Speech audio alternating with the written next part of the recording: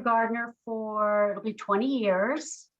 And I'm on their board, and I teach Baywise. Baywise is, we have something called a yardstick.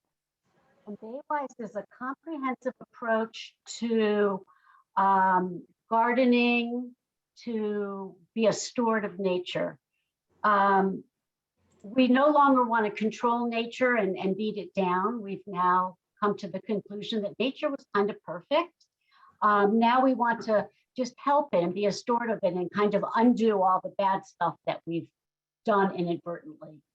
So that's why we're going to talk about identification and eradication of alien invasives today. But before we do, this is an awesome thing to have done. It gives you an overview rather than focus on just one thing. This gives you an overview so you understand it's more of a lifestyle. And if anybody is interested in having their garden Baywise certified, I would love to do it, or one of my committee members will. And what you get is a tailored plan just for your garden for free. And it's a great deal. It takes about an hour. And the problem was there was one yardstick. This is the University of Maryland Extension. There was one yardstick for the entire state. If you think about all the different topography we have, so it was really for, started about 20 years ago, it was really for like white suburbanites with a lot of lawn, and it was to help them to get rid of lawns. So what I did was I went in and talked to a lot of experts, and I had this rewritten. Unfortunately, I don't have the new one yet. Bureaucracy, right? But I, about 4 years ago, had this rewritten for Baltimore City residents. I think everybody should have access to this information. And this is to protect the bay because water is the lowest point. So everything we do everywhere affects the water. So it's not just right on the trail or right next to the Jones Falls. It's on the top of a mountain, it's going to affect that. So this pretty much gives you that understanding and that overview, and fabulous way to understand the whole picture. And it's a no judgment zone. The worst gardens are the ones I like to do the most, to certify the most, because they need the most help. So before I get started, the last thing I want to do is talk about this native plant for wildlife habitat put out through the DNR, Fish and Wildlife. And you can do a free downloaded PDF, I guess, but you can, for $5, they'll send this to you. And it's amazing. It's super easy to use.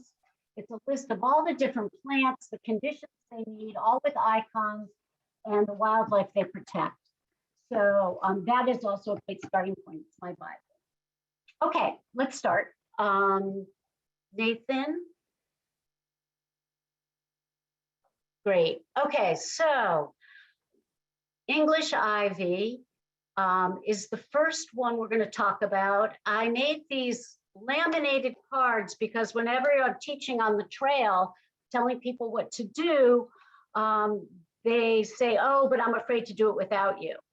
So this is something that's actually folded in half and it's laminated. And when you can make these yourselves. And when you have an event, people can take a picture of the front. They can read the tips on the back. So English ivy, our trees are really super duper stressed anyway. And ivy is just stressing them more. It's obviously non-native. People just love ripping it off the bark, which is the very worst thing you can do. The bark is what's keeping the tree alive. It's what's bringing the nutrients from the ground to the crown.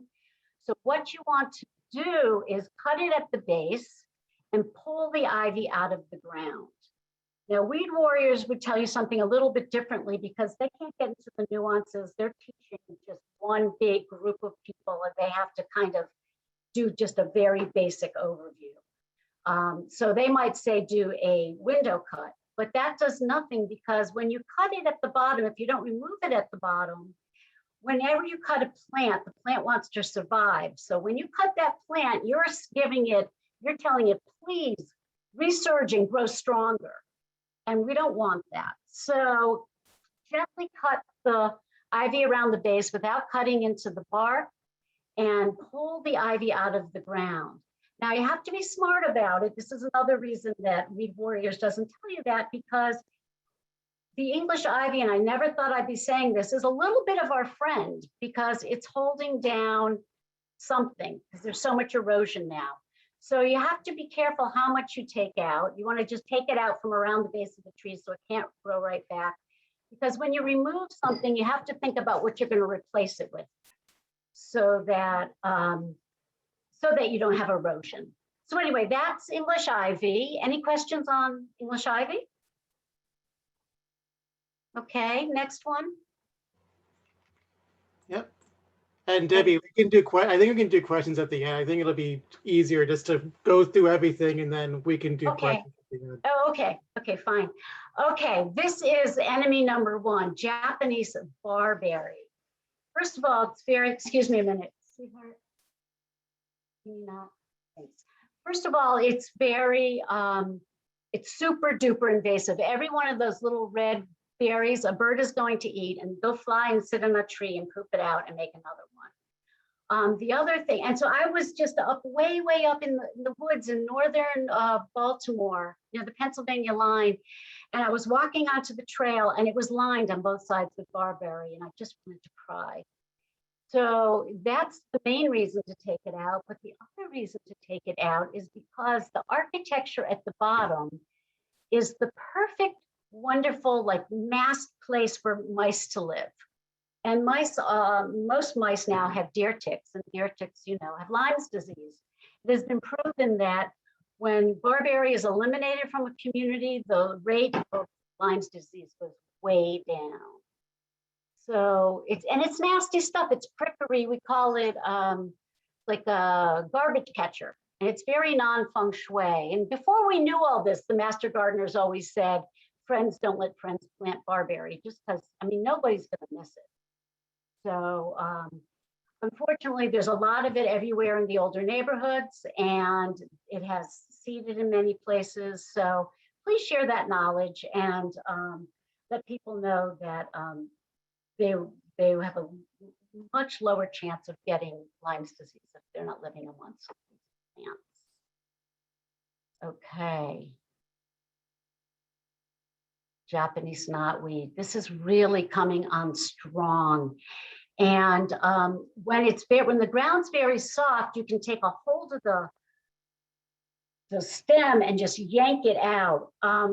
What I found is most things I do not put in, never a plastic bag, even in a brown bag, and remove completely, because it goes into the landfill, and it's an organic material, and because there's no oxygen in the landfill, it can't break down. So what happens is it just releases methane gas. This is also with our food, which is why it's super important to compost.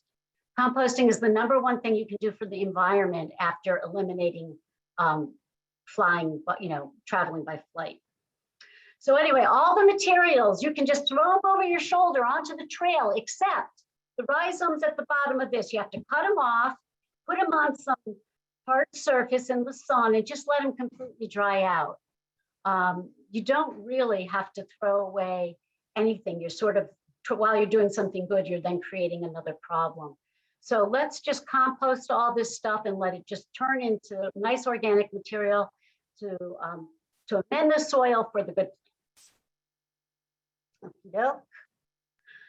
plants. Winter creeper. And I noticed on Stony Run up just below Windhurst Station, on the east side of the trail of the stream, there's just gotten to be a huge surgence of this, and it climbs up the trees. It's a type of euonymus, and it is really, it's even harder on the trees than the ivy.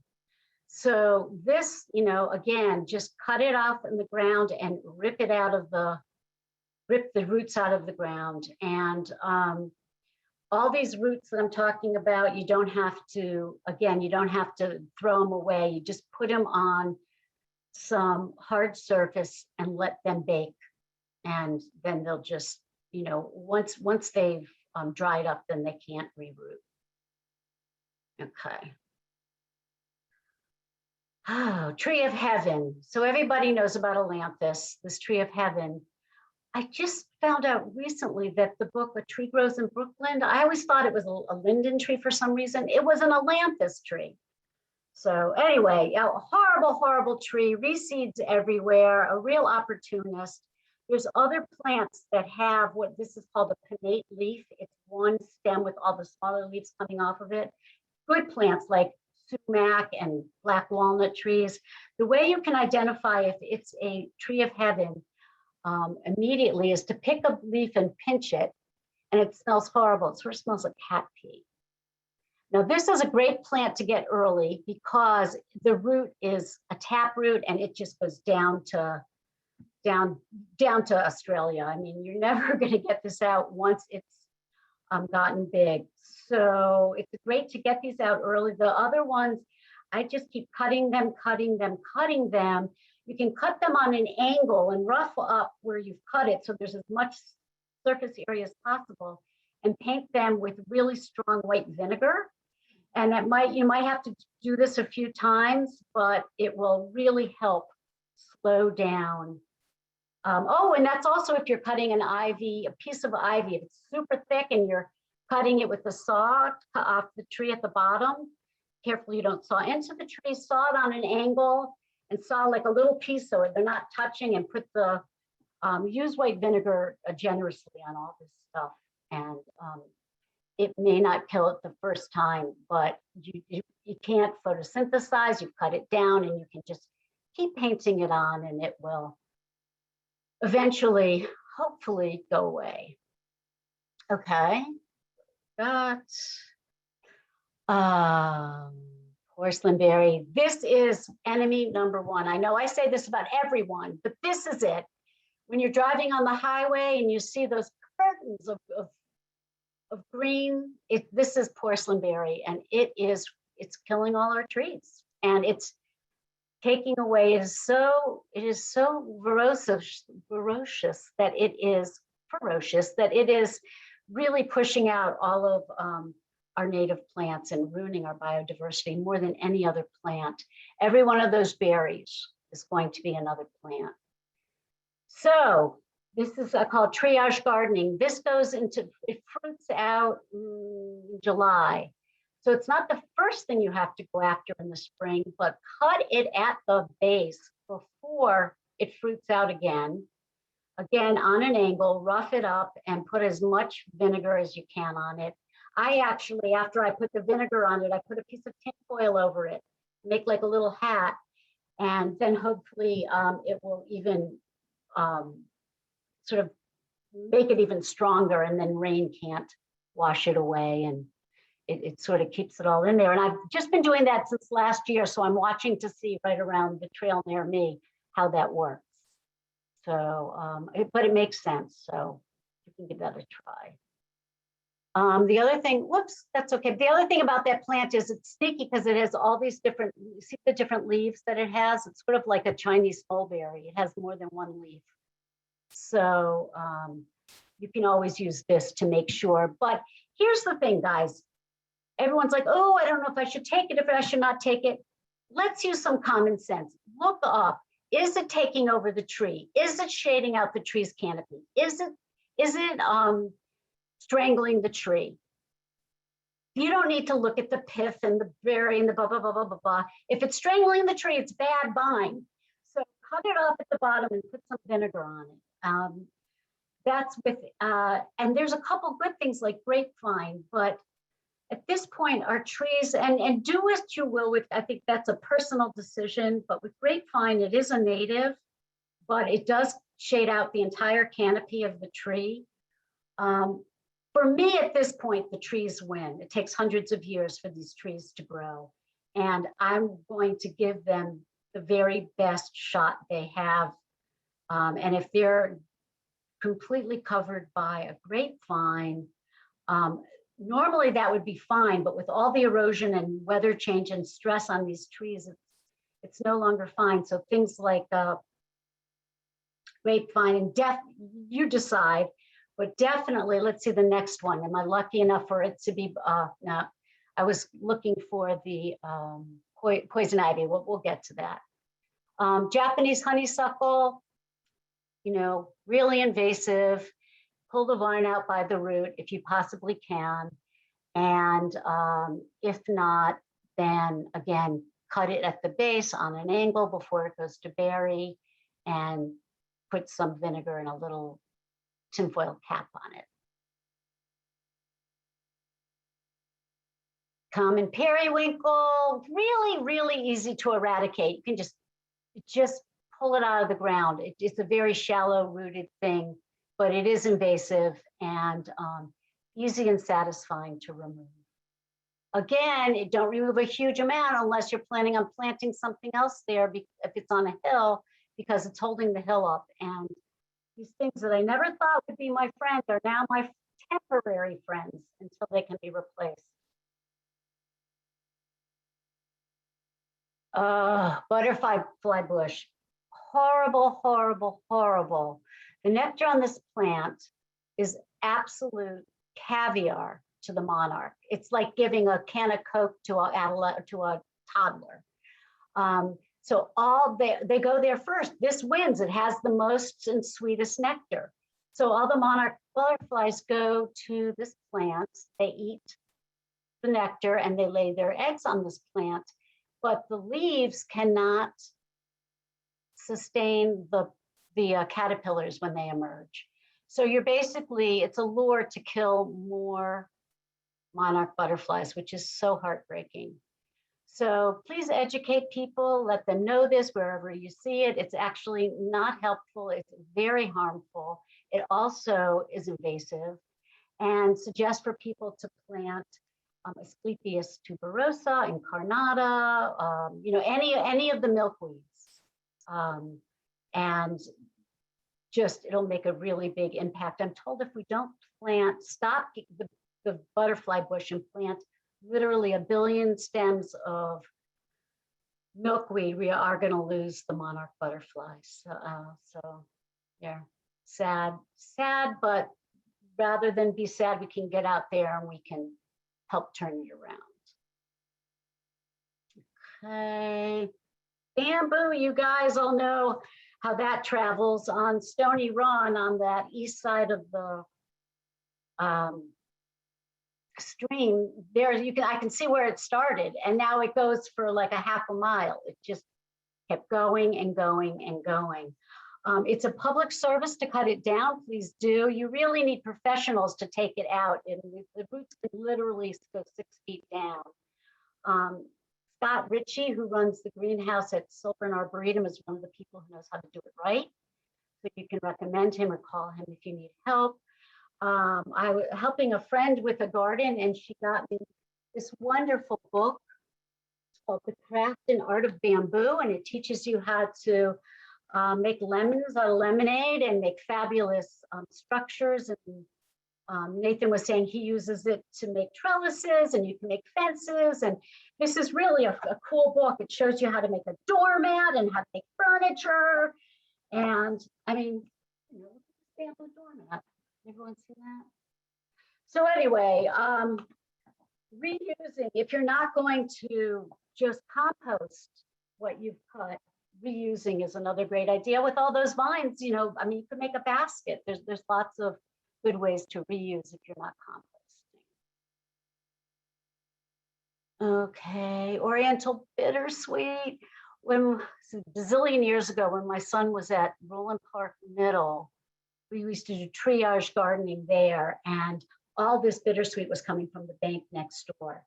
We kept cutting it back, cutting it back, cutting it back, but it traveled all the way down from Roland Avenue, all the way down to the trail. And now we're fighting a huge amount of it on the trail. And,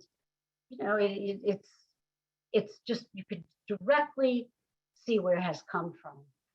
So this is another one. You want to cut it at the vine, at the ground, and try and dig out as much as possible. You probably won't get it all, but if you get enough of it, I've been watching some that we've done at the end of Colorado, and so far it hasn't grown back. And I know some of the root is really deep and we didn't get it.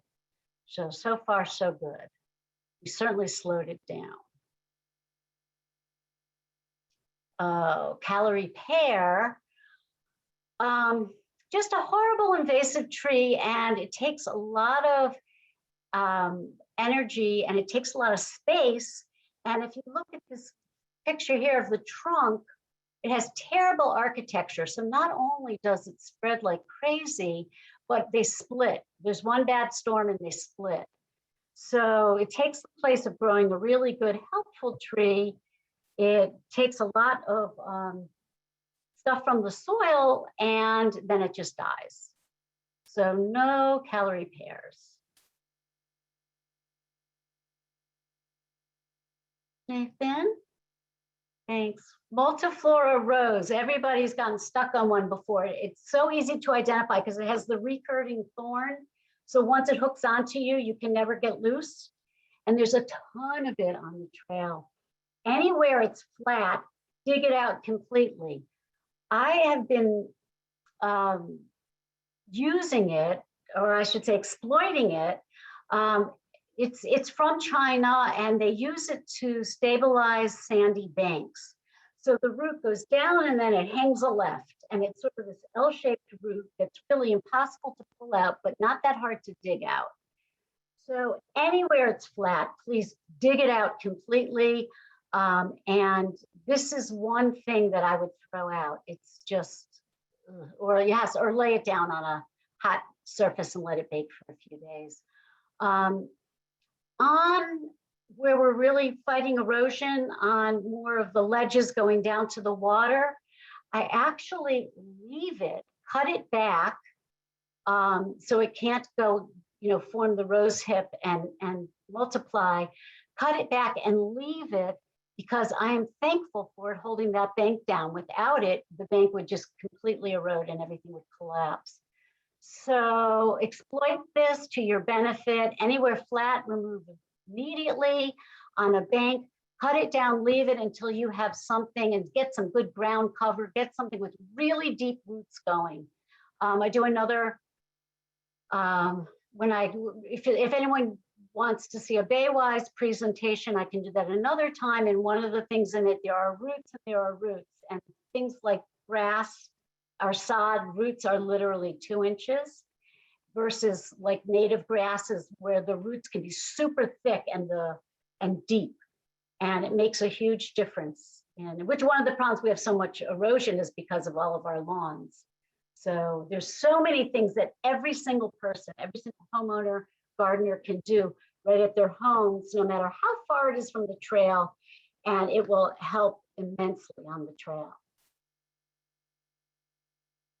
Wineberry is super easy to eradicate. It's just prickly. Just put on gloves, yank it out. Now, this is something you have to be super careful with, because any part of this, if it lays down on the trail, the entire thing will root. And one of the ways, besides the berry, that if this reproduces is the cane gets so long it arches, the tip of the cane touches the ground again, and then that roots. So if you're removing wineberry and you're nowhere near someplace where you can throw it away, hang it up high in a tree or a bush so it can dry out completely. In a perfect world, you'll throw it all over your shoulder onto the trail, and at the end, you'll collect it and again, put it on a hot, dry area and let it bake for a few days. We've been doing that at the bottom and putting it at the bottom of the Gladstone Hill in Windhurst. And it's completely dried out. And now it's actually amending the soil and helping stop erosion at the bottom of that hill. So think how you can just reuse everything to your benefit. Virginia creeper's a native. Again, this is you'd make your own call. Elizabeth, that's a good question. Okay, I'll get to that at the end. We'll get to this at, but anyway, it is a native. It is extremely invasive. For me, there's no question. Like with the grapevine, there's a question. For me, there's no question with this. This should be removed. You're never going to get it all anyway. It doesn't have the grapes. It doesn't feed the wildlife like the grapevine. And again, our trees, everything else you can plant and it'll come back in a minute. Our trees really have got to get all this stress off of them. Every time I walk on Stony Run Trail and I see another tree down, and it just happens all the time.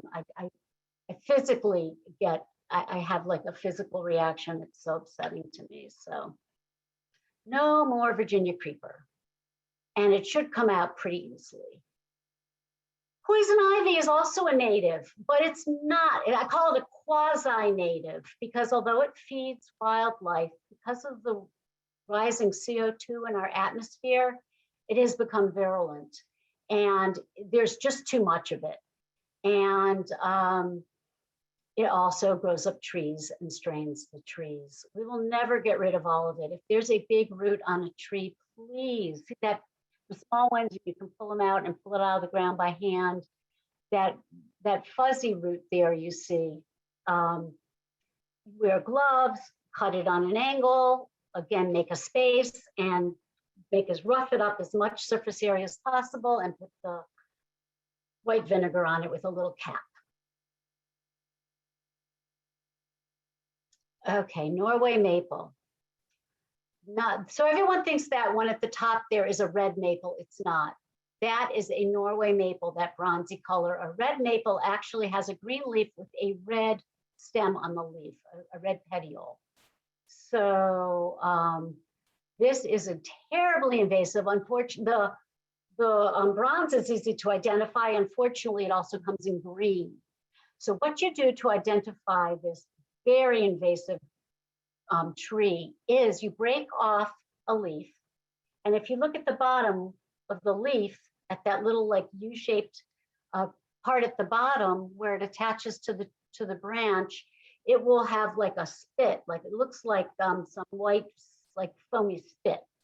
You can see there in the picture, that little white foamy stuff. That's how you know it's a Norway maple. The older one should be cut down. I had some great guys in my neighborhood with a chainsaw cut down one on this little section of Stony Run Trail that I care for. And we've been pulling out all the babies that are around it, and there's just hundreds. And here is our number one thing to do now, and it's garlic mustard. When I talk about triage gardening, what you do is you go after the thing that's about to go to seed and you stay focused. And I am so ADHD, it's very hard for me, but when you're in there and you see this, every one of these plants, there'll be 100 next year. And we're doing another sweep on Saturday. If anyone wants to come join the green team on Stony Run between Winehurst and Gilman, we'll be on that trail, and we have done the impossible. There's very, very little of this left, and we're getting the rest of it hopefully this Saturday. You have to be really super careful where you walk. You don't want to step on native plants. You have to know your native plants. You don't want to tromp all over everywhere because there's a lot of bugs. There's a lot of caterpillars that haven't emerged yet, and you don't want to kill all this wonderful life and things that's going on in the leaf mold.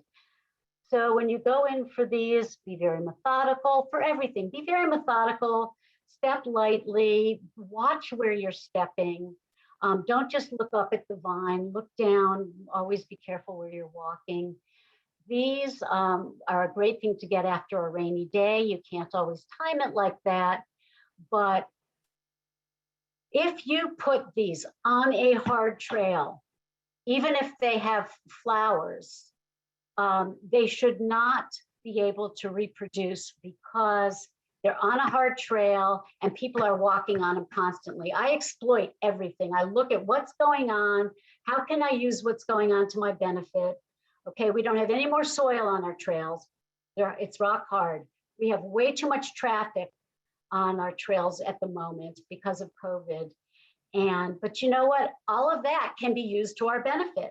So we drop these on the trail and they just get flattened and they don't have a chance to blow away and reseed elsewhere. And that way you're not throwing away tons of organic material. If they turn to seed pod, and I don't know why there's not a seed pod on here, but the flowers are gone, but there's just a straight long spikes. Those are the seed pods. In a perfect world, yes, if you can cut them off and put them in your pocket or in a bucket you're carrying with you and take those out, that would be great. But better to hold the plant and lay it down on a hard surface where people are walking than do nothing.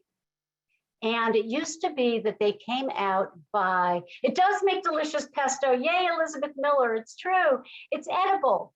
But here's the thing, it's not from here. So although it's edible, it's non-native, and all the bugs and wildlife have evolved with our plants, and they're genetically coded to what they can eat and what they can't eat. You know, you always wonder, why does the bird know that this is poisonous and this isn't? Well, that is why.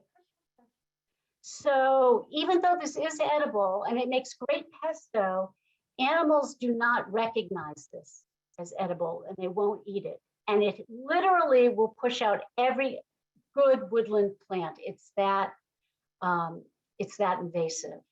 So please take it, eat it. And the way you can tell if it's garlic mustard, if you're not sure, is just pinch a leaf. It smells like garlic. Okay.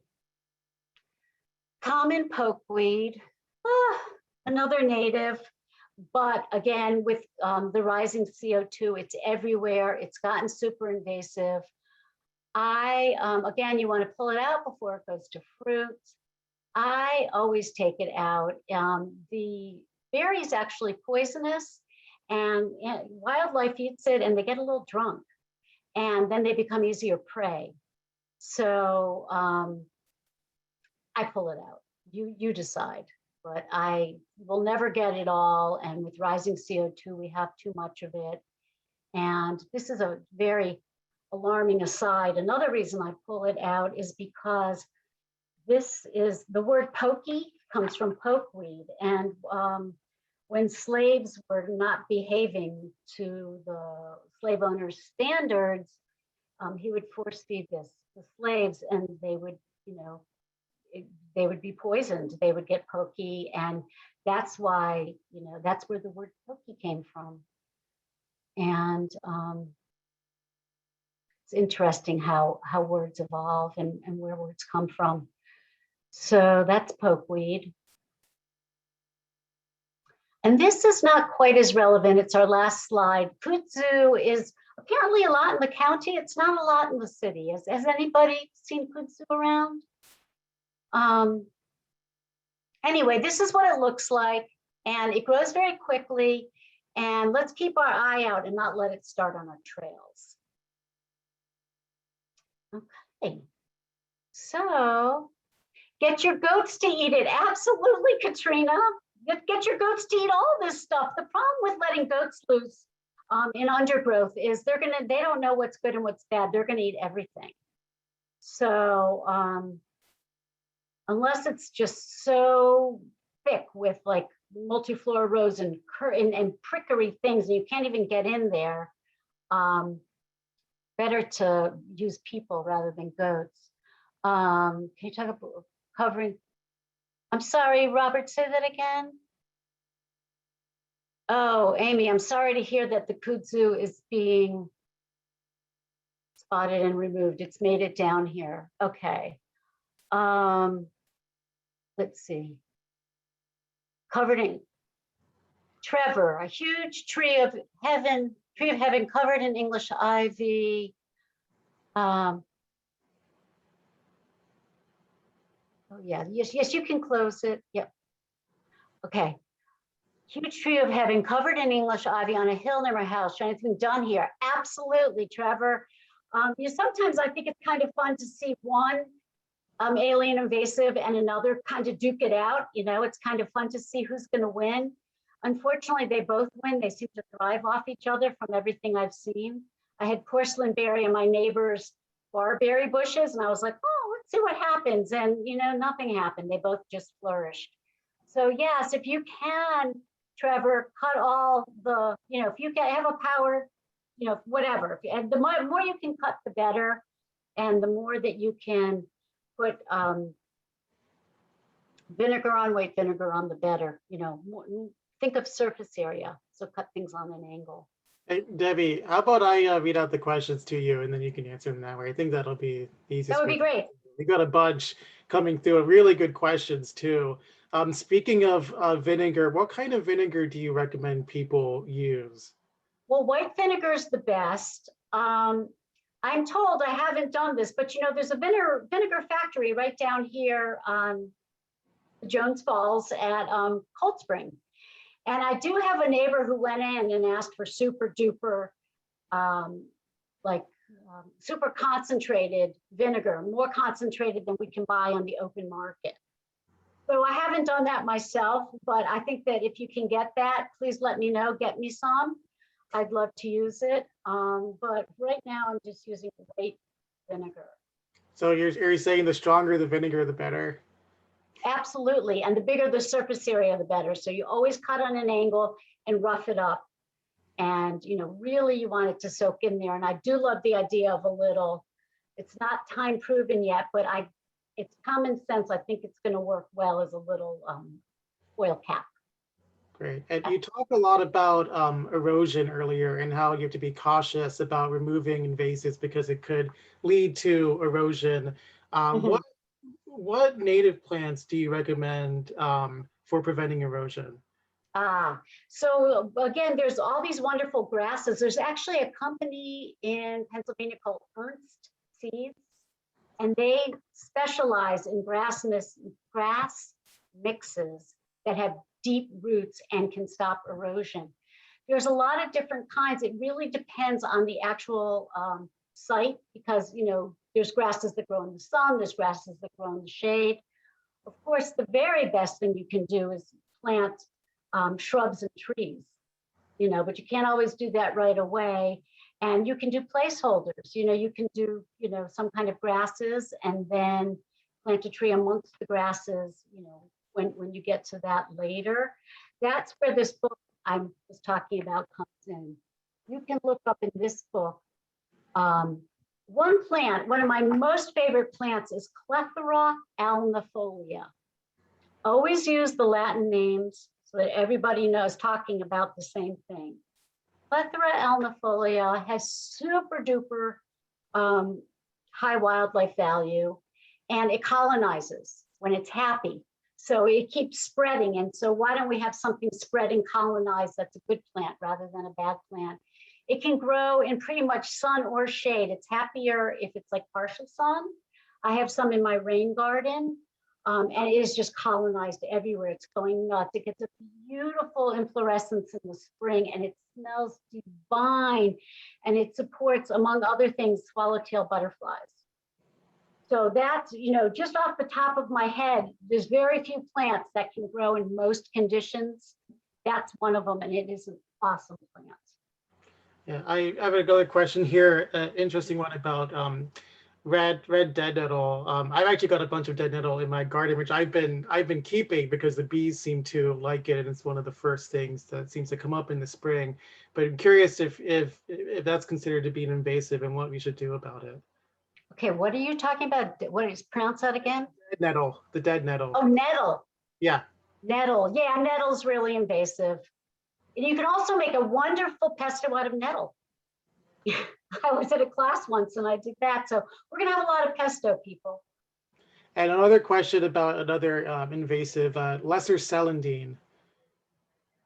So I've been studying this for a few years, and it travels by water. The reason it's on all of our waterways, I noticed in the fall, like in September, if you look at it, all those little bubblets that are under the ground, they form bubblets right on their stem on the surface of the ground. And then it rains and they get washed away, and those are the new plants. So it's a really, really hard one. I've managed to do it on my own property, which is very small, but every time, sorry, it's at my door, but every time there's more rain, and I live on the bottom of a hill and no one's doing it at the top, so it keeps coming. And then also whenever I trade plants with somebody, I'm a master gardener, we never buy perennials, we just constantly are trading. I have to go through each plant with a fine-tooth comb because you can easily reintroduce it. It's really, You can put cardboard on top of it and mulch this thick, and somehow it still lives. That, by the way, cardboard is a great way. We never turn over our soil anymore. We've learned that soil has its own biome and microbes, and you don't want to disturb it what you want. And when you used to turn soil over, what you're doing is you're putting the seeds, you're replanting the weed seeds. So University of Maryland Extension teaches get thick cardboard, and I send everybody to Joe's bike shop because you can't have any air. So if you have small pieces, they have to all overlap. But the bike shop has nice big bike boxes. And another nice thing about them is that they're not taped, they're stapled. Just getting the tape off the boxes can take a whole afternoon. And you put down the cardboard on top, you flatten your surface because you want to have no air. You put down the cardboard and then you put a heavy, and I don't usually use hardwood chips because they actually mat together and they keep the water from going down and draining. But in this case, mat away and use like this, like I would say at least 4 inches of hardwood chips and leave it for like a year. And hopefully that will kill everything. Hopefully. I have Star of Bethlehem that grows right through all of that. Wow. And so, yeah, so that all needs to be dug out. And that also has little bubblets. If you are going to dig out the lesser celandine, you can never pull it out because of all those little bubblets. You have to dig under it, take it out, turn it over, and pull it out this way. Like a surgeon, it's a surgical procedure. So we have time for one more question, Debbie. Okay. And this one is about the porcelain berry. Can you talk a bit about covering the pulled out porcelain berry after painting it with vinegar? Yes, so I would watch it after you do that, as I am. I can see where they are because they have those tinfoil caps on them. And I'm watching to see if any grows out of it now that it has vinegar on it. And, or if it's putting out shoots nearby, like it wants to survive so much that the roots that are coming nearby, come from it, they might start putting up their own vines. So, the best thing you can do is dig it out, but sometimes they're so old and they're so established. You can't do that. But if you can dig down and get a part of it and then stick that vinegar down even further and then fill in that hole and put a rock on top of it, we can only do the best we can do. And smothering and not letting things photosynthesize are 2 good tools in the toolbox. Great. Thank you, Debbie. And thank you, everybody, Wonderful. for tuning in. Can I just say if anyone would like to have would you put up my email, Nathan? If anyone would like to have their gardens certified by myself or a Baywise committee member, please, I would love to do it. And, I find it's a ripple effect. If everybody were doing this, we wouldn't have the erosion problems we're having on the trail and all the problems. Great. So it's a great way to learn about it, and then you can be the teacher and you can spread the word. Yeah, and I know that this was a lot of information to take in, and I'll be sharing Debbie's presentation with everybody. So I'll email everyone the PowerPoint that we shared, and also information about the yardstick as well. And this presentation was also recorded, so we'll be putting this on YouTube in the next week or so. And also, we hope to have Debbie return at some point to give another presentation, maybe about Baywise gardening.